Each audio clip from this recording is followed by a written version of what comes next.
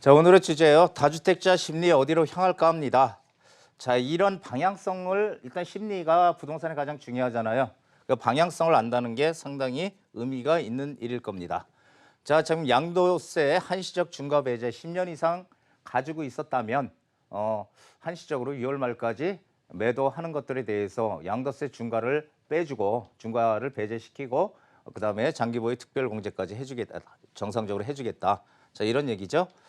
자, 그래서 이 물건이 매물이 많이 나올 것이다라는 기대를 하고 있는 분들이 상당히 많을 겁니다. 자, 그래서 지금 보면요. 국토부에서 얘기했는데요. 다주택자 10년 이상 보유한 아파트가 12만 8천 호랍니다. 예, 12만 8천 호. 오, 상당히 많습니다. 생각보다. 자, 그래서 이 다주택자들이 이게 지금 12만 8천 호를 가지고 있으니 이것만 시장에 매물이 나오면 하도 그 매물 부족, 뭐 매물 공급 부족 이런 얘기가 쑥 들어갈 거다 이런 얘기입니다. 예, 이게 한번 보세요. 12, 16 대책으로 보유세 부담이 상당히 늘어나게 되니까 다주택자들에게 다주택을 처분할 기회를 드린 거다. 예, 국토부 장관께서 얘기하셨죠. 자, 전문가들 멘트. 강남 상구발 아파트 거래 절벽 확산, 서울 가격 하락 이제부터 이런 기사를 믿고 매도를 결심하는 사람도 분명히 있을 겁니다. 이런 기사를 믿고. 하지만 이런 기사를 그냥 귓등으로 흘리고 내 길을 가겠다라고 생각하는 분도 있을 거예요. 그렇다면 과연 어떤 분들이 많을까 궁금한데요. 자, 여기 보시죠. 다주택자 급매물이 늘어나게 되면 서울뿐 아니라 수도권 아파트 시장의 가격 조정 국면이 보다 빨라질 것으로 전망된다. 이렇게 여기에 코로나19 장기화로 2, 3분기까지는 계속 하락세가 유지될 것 이렇게 말씀을 했습니다. 이 전문가들이.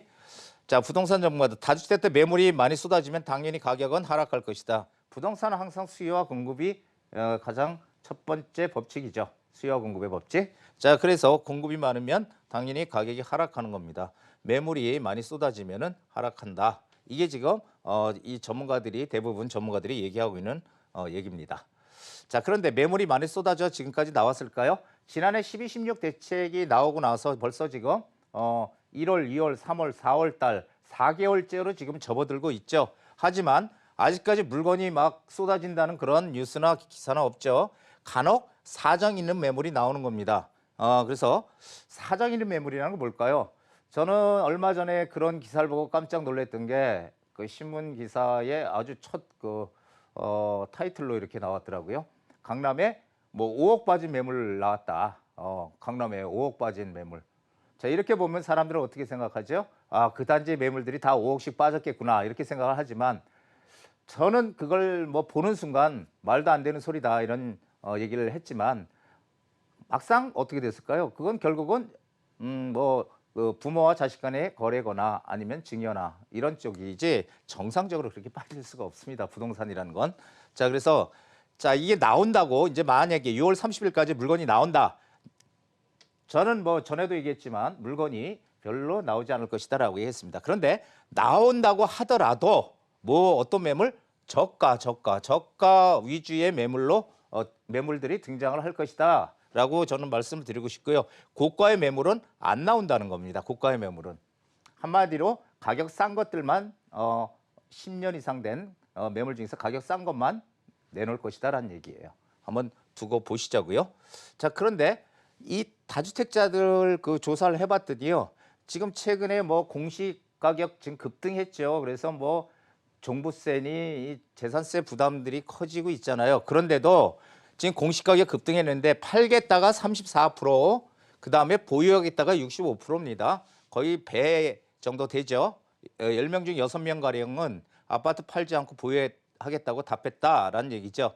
자, 그리고 서로 이제 매도를 한다고 하더라도 뭐가 제일 많아요? 3억 미만이 제일 많아요. 3억 미만이 35%, 3억 미만짜리는 매도하겠다. 그리고 3억 이상 6억 미만이 26%. 자, 6억 이상 9억, 6억 이상에서 9억까지가 21%. 그렇죠? 자, 이게 지금 보면요. 어떻게 됐을까요? 지금 보면은 작은 거부터 팔겠다고 해요. 지금 가격 싼 거부터. 이거는 뭐 너무도 지극히 당연해요. 가격대가 낮은 매물을 매도하겠다는 게 뭐예요, 지금? 이게 전체의 심리예요, 심리. 부동산의 심리다 이런 얘기 있죠? 잘 아시죠? 예, 심리가 지금 이렇다는 거 꼭 기억을 하십시오. 자, 심리는 왜 꺾이지 않았을까요?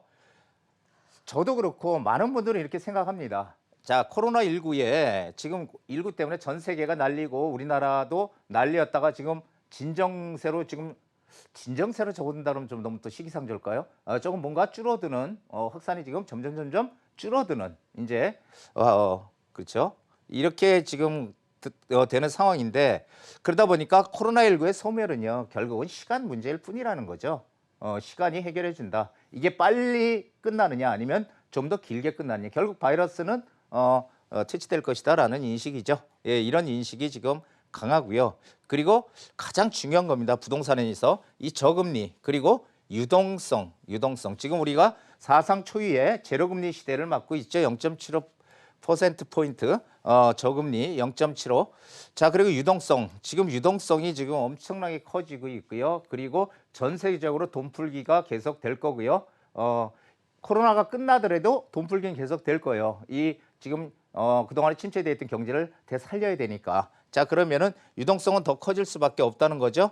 돈이 시중에 많이 풀려 이렇게 되면은 집값은 결국은 끌어올려 갈 수밖에 없다는 얘기예요. 유동성이 커지면.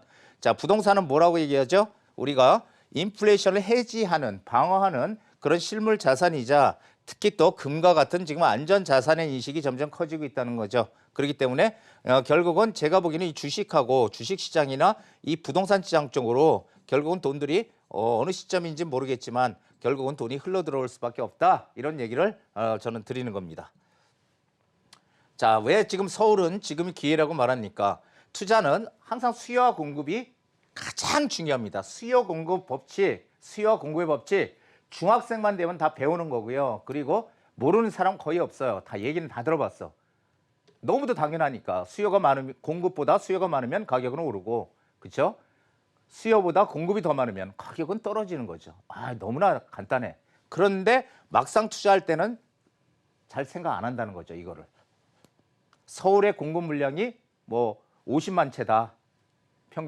전국 평균 50만 채다. 공급 물량이 너무 많다. 100만 채다. 어마어마하죠? 근데 그 100만 채가 어느 지역에 다 들어오고 어떤 데는 공급이 정말 많은 데가 있을 거고요. 그 지역은 공급이 작아. 지역적으로 봐야 되는 거죠. 전국을 보는 게 아니라.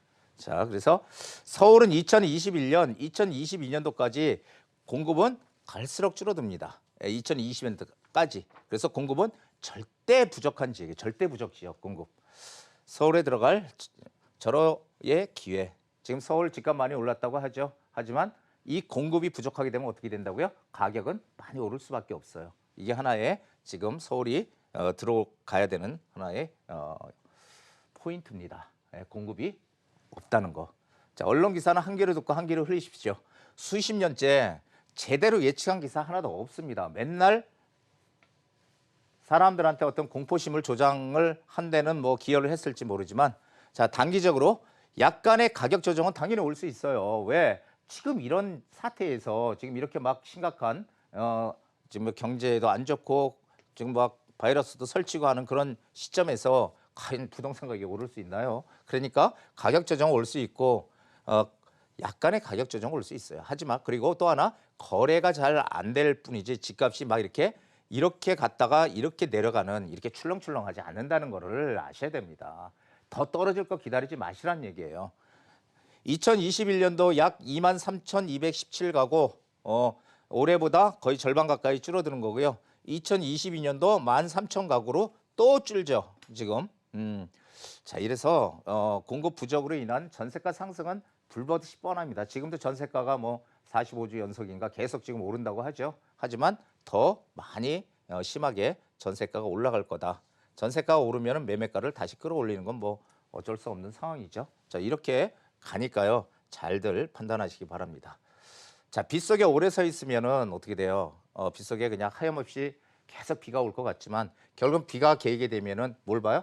무지개를 볼 수 있다는 거죠. 아주 명언입니다. 예, 그래서 지금 눈앞에는 아무것도 안 보이지만 시간이 지나면 결국은 보이게 될 겁니다. 예, 그리고 거기서 우리가 투자할 만한 곳도 분명히 있게 됩니다. 지금은 아무것도 안 보이는 시기죠. 자, 이런 시기를 우리가 투자의 기회로 잡아야 된다. 자, 무지개를 볼 수 있게끔 우리 전문가들의 역할이 상당히 중요하지 않을까 그런 면에서 저도 일조를 하도록 하겠습니다. 자, 오늘 여기까지입니다.